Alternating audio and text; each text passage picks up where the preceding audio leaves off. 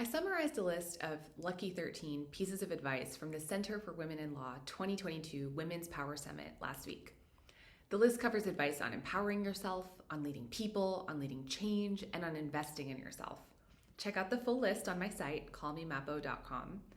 But I'd like to highlight number 11 on the list, and it's that your time on this earth is limited, and that's a fact of life.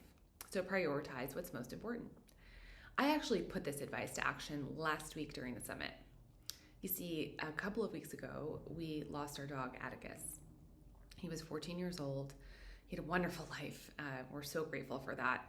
But as you can imagine, his departure left a huge hole in our hearts. And at the summit, despite the great energy at the event, I found myself thinking about and missing Atticus.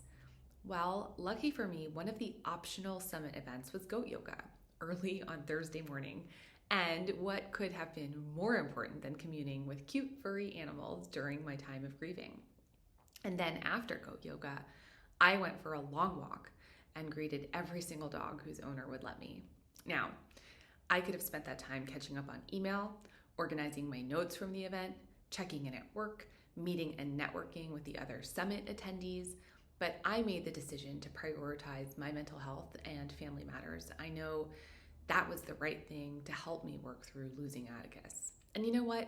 It didn't magically heal me or anything, but it did allow me to start processing the loss and then be more engaged the rest of the day. And rather than feeling resentful that I didn't have enough time for the things that mattered, I was grateful to myself for making that time.